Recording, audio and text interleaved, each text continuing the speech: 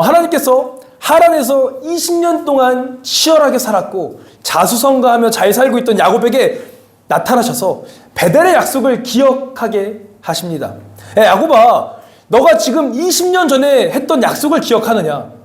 너는 이제 다시 사명의 자리로 돌아와야 한다. 야곱은 그 말씀에 순종하여 즉시 하나님 말씀을 의지하여 돌아왔습니다. 근데 오는 길에 야복강에서 하나님과 밤새 씨름하며 이스라엘이라는 새 이름을 얻었습니다. 그 이름을 얻고 나서 자신의 삶에 가장 큰 문제였던 누가 남았었죠? 에서가 남았지만 하나님과 함께 그 관계도 정면으로 돌파해 냈습니다. 자신의 잔꾀와 인간적인 지혜를 의지하던 꾀돌이 야곱이 이제는 하나님만 붙잡고 나아가는 신앙으로 완전히 달라진 듯한 모습을 보였습니다. 드디어 형 에서를 만나서 눈물의 화해를 했습니다. 관계도 완벽하게 회복한 것처럼 보였습니다. 여기까지만 보면은 이 야곱이 엄청나게 성숙한 것처럼 보입니다. 온갖 산전수전 다 겪으면서 드디어 철이 들고 하나님의 사람으로 빚어진 것만 같습니다. 그런데 에서가 야곱에 이렇게 말하죠. 야, 동생아, 이제는 우리 함께 살자. 나를 따라와라. 이제는 흩어지지 말자. 내가 너를 책임져 줄게 라고 에서가 말했습니다. 그런데 그때 이 야곱의 고질병이 또 발생하기 시작합니다. 그건 바로 인간적인 계산기를 머릿속으로 두드리기 시작했다는 겁니다. 결국 형을 온전히 믿지 못했습니다. 형에게 형, 내가 뒤따라 가겠습니다 라고 말하면서 뒤따라가지 않고 다른 핑계를 대고 형을 따라갈 것처럼 하고 슬그머니 세겜이라는 도시로 빠져서 거기에 텐트를 쳐버립니다. 여러분들, 세겜은요 살기 좋은 도시였습니다. 이 살기 좋다는 의미는 무엇입니까? 당시에는 물을 쉽게 구할 수 있었을까요? 없었을까요? 네, 물을 쉽게 구할 수 없었습니다. 땅이 좋은 것도 한 역할을 했습니다. 날씨도 생각했을 겁니다. 지금 여러분들 우리가 살기 좋은 기준은 무엇입니까? 이사를 해보실 때 여러분들, 우리 예지자매 이사해봤죠? 뭘 가장 고민했죠? 직장과의 거리. 예, 그쵸? 살기 좋은 기준 중에 하나입니다. 또 여러분들이 뭘 고민하십니까? 뭐 이런 거 아니겠습니까? 편의점은 얼마나 먼가? 그리고 내가 직장에 가려면 대중교통, 교통수단이 있어야 되는데 그건 얼마나 좋은가? 이런 거 다 고려하지 않습니까? 이러한 것들이 기준이 됩니다. 야곱이 딱 그랬습니다. 막상 이 세겜에 가보니까 땅이 너무 좋은 거예요. 물도 풍부하고 인프라도 좋고 대도시라서 사업할 수가 있는 그러한 여건이 있었습니다. 자녀들을 키울 때도 분명히 좋았겠죠. 안정을 누리기에 이보다 더 좋은 땅은 없었습니다. 사업, 교육, 놀이, 유흥 최고의 장소가 바로 이 세겜이었습니다. 그러자 이 야곱이 어떻게 하는지 아십니까? 그곳에 땅을 아예 돈 주고 사버립니다. 이 땅을 샀다는 것은 거기에 눌러 앉겠다는 거죠. 우리는 생각해 볼 만하죠. 아, 목사님, 이게 왜 잘못된 겁니까? 아니, 야곱이 돈 좀 있고 하면은 그곳 살 수 있는 거 아닙니까? 뭐가 그렇게 잘못됐습니까? 라고 질문할 수 있습니다. 그런데 왜 잘못이냐면요, 분명 삼촌 라반의 집에 가기 전에 베델에서 하나님과 약속한 것이 있었습니다. 그건 뭐였냐? 바로 다시 돌아올 때에 지금 이 자리, 하나님과 약속했던 이 베델에서 하나님께 예배하겠다는 약속이었습니다. 우리 창세기 28장 20절로 22절까지 말씀 한번 다 같이 읽겠습니다. 야곱이 원하는 때 하나님이 나와 함께 계셔서 내가 가는 이 길에서 나를 지키시고 먹을 떡과 입을 옷을 주시라. 내가 하나님 아버지 집으로 돌아가게 하시면 여호와께서 나의 하나님이 되실 것이요 내가 기둥으로 세운 이 돌이 하나님의 집이 될 것이요 하나님께서 내게 주신 모든 것에서 10분의 1을 내가 반드시 하나님께 드리겠나이다 하였더라. 여러분들, 이 말은요 야곱이 본인 입으로 스스로 하나님께 약속한 것입니다. 그런데 이 베델에서 제단을 쌓아야 할 사람이 지금 그냥 살기 좋은 세겜에서 자기 마음대로 눌러 앉았습니다. 그리고 세겜에서 예배 제단을 쌓고 하나님께 예배를 드립니다. 그러면서 마치 하나님과 했던 약속을 지킨 것처럼 오해합니다. 역시 이번에도 야곱은 꾀를 내었습니다. 환경도 좋고 여기서 예배도 드리니까 아무 문제도 없겠지, 이러한 생각이 그의 마음속에 있었다는 겁니다. 하나님과의 진짜 약속의 장소인 베델도 아닌데 내가 안주하기 편한 자리, 이 세겜에서 종교의 모양만 만들어 놓고 안심해 버린 겁니다. 이스라엘이 아닌 여전히 야곱스러운 모습을 보여주고 있다는 겁니다. 약속을 잊고 안주하기 위한 이 선택한 이 세겜에서 오늘 성경은 야곱 가문의 대참사를 이야기하고 있습니다. 오늘 본문으로 한번 넘어오겠습니다. 우리가 잘 아는 디나의 겁탈 사건입니다. 여러분 이 이야기 다 아시죠? 이 야곱의 딸 디나가요, 어느 날 그 동네 다른 사람들은 어떻게 살고 있나 궁금해서 구경하러 나갑니다. 그때 누굴 만나냐? 그 땅에 살고 있던 아주 강력한 기득권이자 유력자인 히위 족속 하몰의 아들 세겜을 만나게 됩니다. 그때 이 세겜이 이 디나를 겁탈하는 장면이 오늘 본문 말씀입니다. 이 사건이 얼마나 큰 사건인지 성경은 이전까지는 단 한 번도 등장하지 않던 딸의 이름이 등장합니다. 창세기 전체에서 야곱의 아들들의 이름은 뻔질나게 등장하지만 딸의 이름은 이 디나가 처음이자 마지막으로 등장합니다. 여태 거론된 적 없는 딸의 이름이 거론될 정도로 성경은 이 사건을 결코 가볍게 여기고 있지 않다는 겁니다. 그런데 이 비극 속에서 정말 기괴하고 소름 돋는 장면이 등장합니다. 디나를 강간한 이 세겜이라는 녀석의 태도입니다. 이 3절 한번 다 같이 읽고 가요. 3절 읽겠습니다. 함께 읽겠습니다.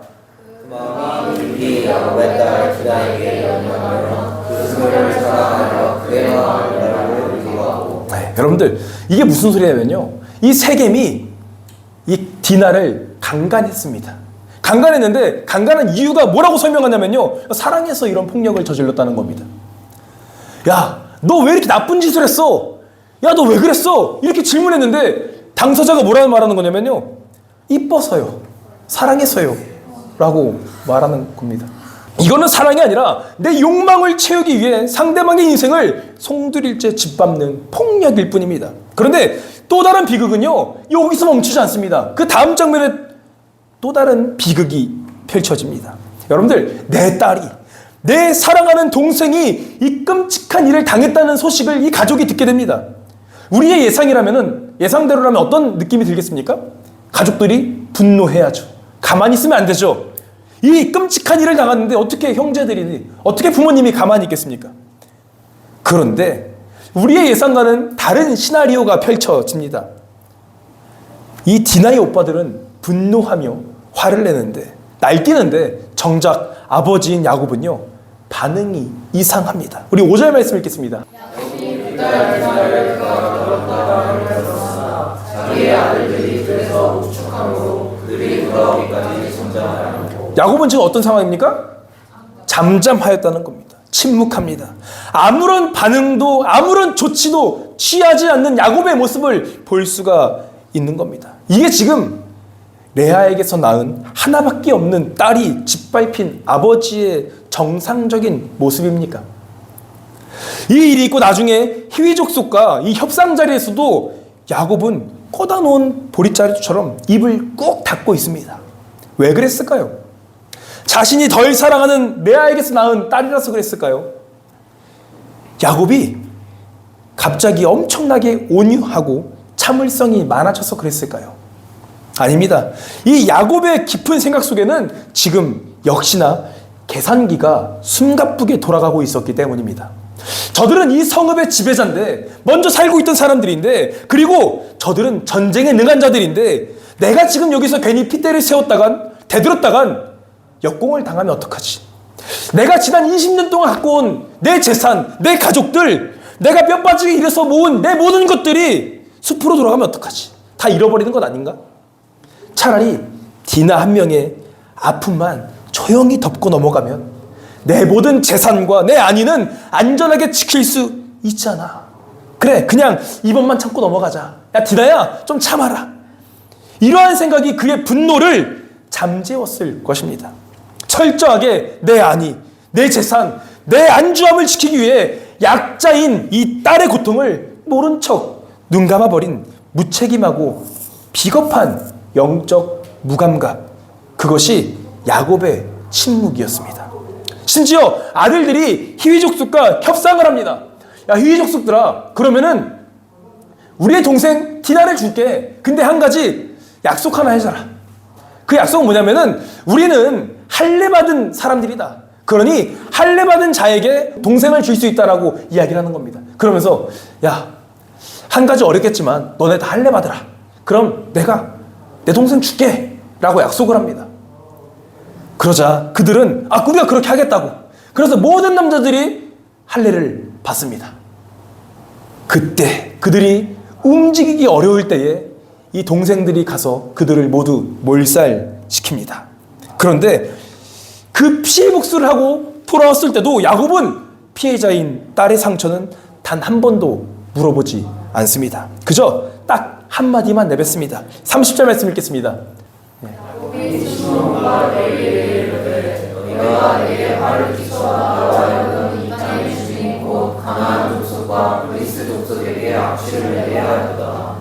나는 수가 적은즉 그들이 모여 나를 치고 나를 죽이리니 그러면 나와 내 집이 멸망하리라. 이 말이 뭐냐면요, 야, 이 아들들아, 내가 이 동네 사람들에게 냄새를 풍기게 되었다. 내가 곤란해졌다 라고 이야기하는 거예요. 끝까지 자기 자신에게만 집중합니다. 디나는 희귀족속 사람에게도 폭력을 당했지만 결국 하나뿐인 아버지에게도 무언의 폭력을 당한 것입니다. 여러분, 디나를 강제로 범한 희귀족속 세겜과 아무것도 하지 않고 침묵한 야곱의 공통점이 무엇입니까? 오직 자신의 입장, 자신의 아님만 생각하는 극단적인 이기주의자들이라는 겁니다. 내 정욕, 내 욕망, 내 모든 것들을 채우기 위해 강제적인 폭력을 휘두르는 것도 죄악입니다. 그런데 내가 읽어온 평안을 깨뜨리지 않기 위해 내 곁에 있는 지체의 눈물을 눈감아버리는 야곱의 비겁한 묵인 또한 하나님 앞에서 똑같은 죄악이라는 것은 성경은 우리에게 폭로하는 것입니다.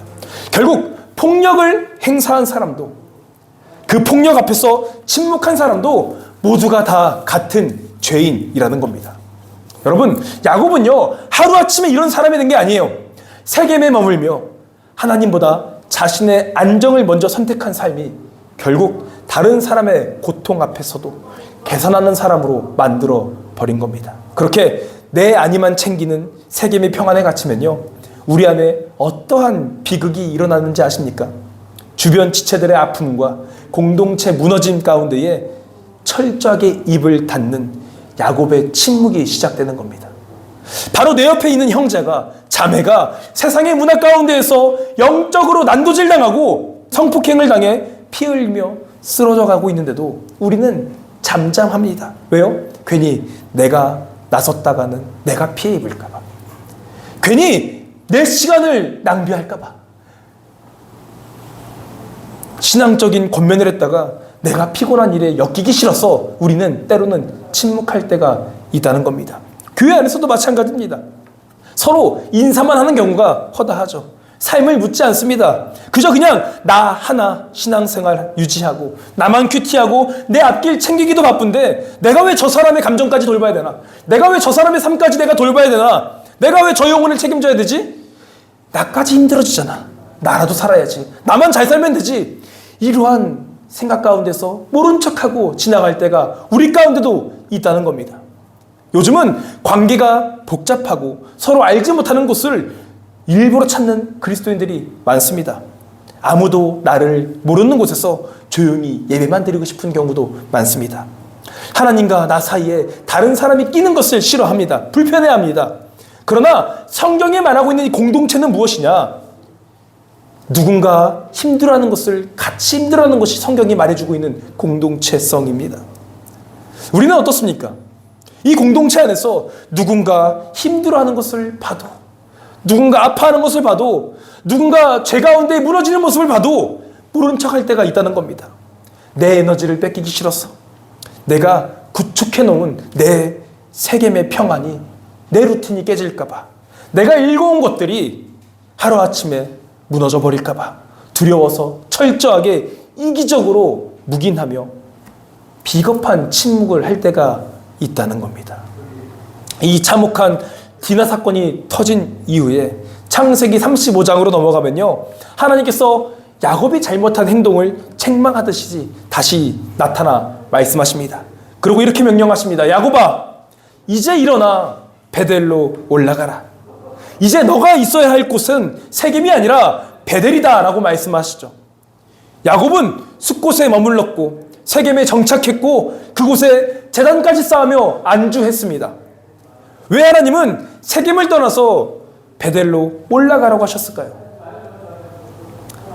하나님은 그의 삶의 장소만 바꾸시려고 하신 게 아니에요. 야곱의 삶의 모든 삶의 기준을 바꾸시려고 했습니다. 하나님은 사건 자체보다 그 사건이 일어나게 된 야곱의 영적 위치부터 다시 바로잡고 싶으셨습니다. 그래서 일어나 베델로 올라가라고 하십니다. 이 세겜에서는요, 여전히 자신의 기준이, 자신의 삶이, 자신의 계산이 기준이 되었지만 이 베델에서는 하나님과 언약이 기준이 됩니다. 세겜은 내 안위가 먼저인 곳이지만 베델은 하나님의 뜻이 먼저인 곳입니다. 우리 사랑하는 청년 여러분, 이 야곱의 모습이 오늘날 이 세겜 땅 같은 존재에 살아가는, 그리고 주저앉는 우리의 모습이지 않습니까? 우리는 하나님의 부르심을 받은 자들입니다. 하나님과 첫사랑, 첫 관계를 맺은 베델의 백성들입니다. 그런데 여러분들 살다 보니 어떻습니까? 그 첫사랑이 유지가 되고 있습니까? 하나님과 약속했던 것들을 다 기억하고 살아가십니까? 그걸 이루기 위해 애쓰십니까? 대학교를 졸업하고 직장 생활 하다 보니 내 삶의 자리가 조금 살만해지니, 평안해지니 귀신같이 베델은 잊어버리고 세겜에 주저앉아 버리고 있지는 않습니까? 내가 최종적으로 가야 할 길이 있는데 중간에 멈춥니다. 내 취업, 내 연봉, 내 삶의 커리어, 내 주말의 안락함이라는 세겜 땅에 텐트를 쳐놓고 주일날 그저 그냥 예배당에 나와서 적당히 형식적인 예배를 드리며 쌓아놓고 스스로 우리는 신앙생활을 잘하고 있다고 생각하고 있지 않습니까? 우리도 야곱처럼 처음에는 하나님만 붙들며 살겠다고 고백했을 겁니다. 그런데 시간이 지나면서 어느새 베델보다 세겜이 더 편해지진 않습니까? 여러분들은 지금 어디에 머물러 계십니까? 하나님이 원하시는 사명의 자리가 아닌 내 계산기를 두드리며 가장 편안하고 가장 안락한, 가장 안전해 보이는 세겜에 주저앉아 있고 있지는 않습니까? 그래서 야곱과 같이 내 이익과 내 안위만 챙기느라 공동체의 아픔 앞에, 불의함 앞에, 내 은밀한 죄악 앞에 야곱처럼 비겁하게 침묵하고 있지는 않습니까? 여러분들, 폭력은 악입니다. 그러나 폭력 앞에서 침묵하는 묵인 역시 하나님 앞에서 죄입니다. 보고도 묵인하지 마십시오. 알고도 그냥 지나치지 마십시오. 하나님은 오늘 우리를 세겜의 침묵에서 베델의 순종으로 부르시고 계십니다. 여러분들, 말씀을 맺겠습니다. 매주 똑같이 돌아오는 익숙한 주일 예배라고 해서 매번 똑같은 탓성과 무감각으로 이 자리에 앉아있지 마십시오. 움직이는 것을 미루지 마십시오. 오늘 이 시간 내 영혼의 계산기를 박살내고 당장 다른 하나님의 마음을 품기를 소망합니다. 우리가 주저앉아 있던 비겁한 세겜의 텐트를 찢고 일어날 때 내 이기적인 침묵을 깨고 주님의 첫사랑을 기억하며 베델로 한 걸음 한 걸음 내딛기 시작할 때, 그때에 하나님은 무너진 우리의 삶을 다시 깨우시고 세상이 감히 범접할 수 없는 진짜 거룩한 청년의 세대로 우리를 회복시키실 줄 믿습니다. 그 은혜의 베델로 당장 자리를 박차고 일어나는 믿음의 청년들이 다 되시기를 주님의 이름으로 축원합니다.